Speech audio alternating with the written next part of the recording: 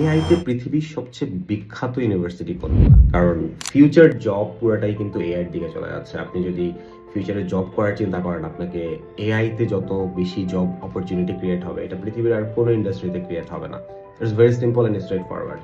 So যারা একটু AI এর দিকে পড়তে যাবেন, doesn't matter masters and bachelor, best ইউনিভার্সিটিগুলোতে পড়তে যাওয়া উচিত। কারণ এখনো মানুষ অতভাবে এআই পড়তে যেতে যাচ্ছে না, রাইট? এখনো বাংলাদেশে, স্পেশালি আমাদের সাবকন্টিনেন্টে, আমরা হচ্ছে এখনো ট্রিপলি পড়বো, এটা পড়বো, সেটা পড়বো, তাই না?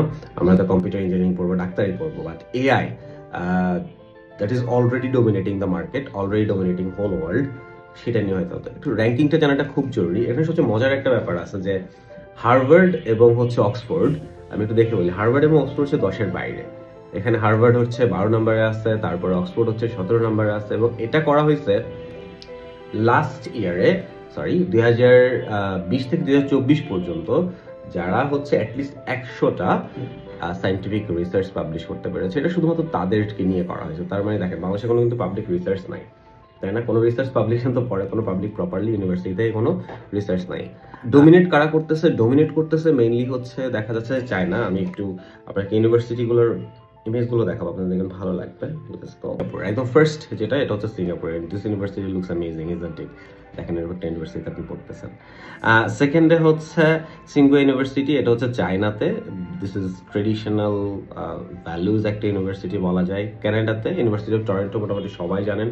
আর টপ নচ যে ইউনিভার্সিটিগুলো সম্পর্কে আমরা নাম জানি, তার মধ্যে এই টরন্টো ইউনিভার্সিটিতে ধরা যায় যে they come into the rank for the AI subject. And then Carnegie university, Mellon university ইউএসএতে। তো ইউএসএ আছে লস অ্যাঞ্জেলস, ক্যালিফোর্নিয়া। দেন হচ্ছে ইউনিভার্সিটি অফ টেকনোলজি সিডনিতে, অস্ট্রেলিয়াতে। ইউনিভার্সিটি অফ মন্ট্রিয়াল, কানাডাতে। অ্যান্ড দেন স্ট্যানফোর্ড ইউনিভার্সিটি হচ্ছে ইউএসএতে। সো এটা স্ট্যানফোর্ড না, স্ট্যানফোর্ড, ইউএসএর স্ট্যানফোর্ড ইউনিভার্সিটিটা। Yeah, that's the ranking. So যারা একটু দেশের বাইরে যাওয়ার চেষ্টা করবেন, চিন্তা করবেন যে হ্যাঁ, আমি হচ্ছে দেশের বাইরে হয়তো এআইটা আমি পড়ার চেষ্টা করবো, if you think like that, then এই ইউনিভার্সিটিগুলো আপনার ফার্স্ট প্রায়োরিটির মধ্যে থাকা উচিত। এবং আমি বলবো যে যারা অ্যাটলিস্ট ব্যাচেলর করতে যাবেন, তারা এটা একটু মাথায় রাখা উচিত যে আমি এআইতে পড়বো কিনা।